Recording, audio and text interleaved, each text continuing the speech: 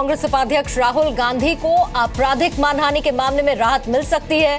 Supreme court ने सुनवाई के दौरान माना है कि राहुल गांधी ने चुनावी भाषण के दौरान आरएसएस को महात्मा गांधी का हत्यारा नहीं कहा था और साथ ही कोर्ट में राहुल गांधी के वकील ने दलील दी कि राहुल ने कहा था कि आरएसएस के लोगों ने हत्या की थी।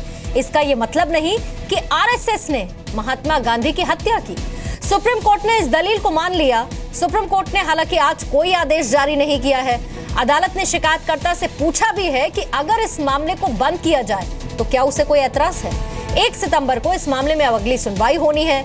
2014 में महाराष्ट्र के भिवंडी में रैली के दौरान राहुल गांधी ने यह बयान दिया था और इसके बाद संघ की भिवंडी इकाई के सचिव राजेश कुंटे ने राहुल पर आपराधिक मानहानि का केस दायर किया था।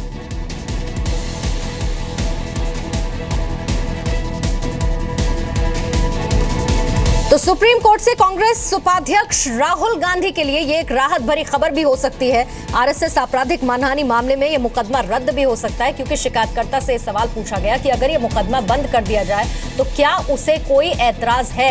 हालांकि इस पर कोई भी आदेश आज जारी नहीं किया गया है। अगली सुनवाई की तारीख मुकर्रर कर दी गई है और माना यह जा रहा है कि उस दिन इस पर आदेश दिया जाएगा।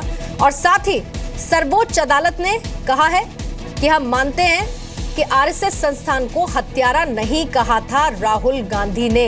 ये दलील और साथ ही दी गई वकील द्वारा राहुल गांधी के कि अपने बयान में जो कहा गया था राहुल गांधी ने, उसका मतलब ये बिल्कुल भी नहीं है कि आरएसएस ने महात्मा गांधी की हत्या करवाई। उन्होंने ये कहा था कि आरएसएस के लोगों ने हत्या करवाई है। साल 2014 का ये मामला हम आपको बता रहे हैं। एक रैली का आयोजन हुआ था महाराष्ट्र के भिवंडी में और इसी दौरान राहुल गांधी वहां पर पहुंचे थे। इस पर और ज्यादा डिटेल्स देने के लिए मेरे सहयोगी महेश गुप्ता इस वक्त फोन लाइन पर हैं। महेश, क्या कुछ रहा कोर्ट में, डिटेल में बताएं।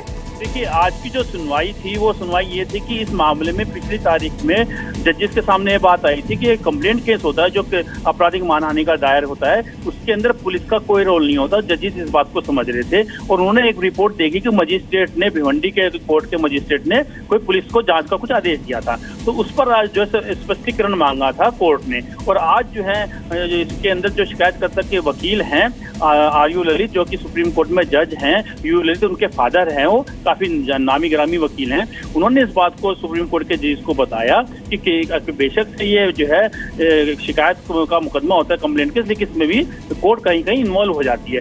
इसी दौरान ये बयान जो है कोर्ट ने पढ़ा, यानी कि कोर्ट के जजेस ने पढ़ा कि इस बयान में जो लिखा गया, जो हाई कोर्ट में जब ये मामला गया था तो हाई कोर्ट में राहुल गांधी की तरफ से विद एफिडेविट जो लिखा गया था, उसमें ये लिखा, हिंदी और अंग्रेजी दोनों का उसमें था ट्रांसलेशन। हिंदी में लिखा गया था कि आरएसएस से जुड़े लोगों ने महात्मा गांधी की हत्या कराई, तो उसमें कहीं भी ये नहीं था कि आरएसएस ने हत्या करवाई।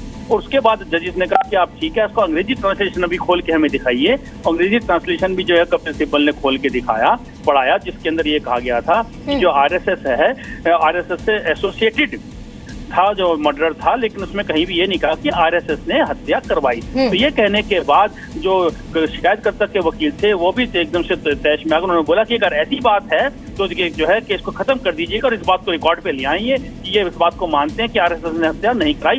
तो फिर कपिल सिब्बल ने बोला, जो राहुल गांधी के वकील है, कि साहब रिकॉर्ड पे लाने की जरूरत नहीं, ये तो ऑलरेडी हमारे एफिडेविट में लिखा हुआ है। उसको फिर जजेस ने फिर दोबारा से पढ़ा, तो फिर जजेस ने पढ़ने के बाद बोला ठीक है, इस मामले को हम खत्म कर देते हैं। तो जो आरएसएस के जो जिसमें वकील हैं, शिकायतकर्ता के वकील, उन्होंने कहा ठीक है, हम इस बात के लिए बिल्कुल तैयार हैं, लेकिन हमें अगली तारीख दे दीजिएगा कि हम जो हमारे शिकायतकर्ता हैं हम उनसे भी एक बार महेश, यानी कि जो अगली तारीख है वो 1 सितंबर की मुकर्रर की गई है और उस दिन इस पर कोई आदेश, अपना फैसला कोई कोर्ट सुना सकता है। बहुत बहुत शुक्रिया महेश पूरी जानकारी देने के लिए।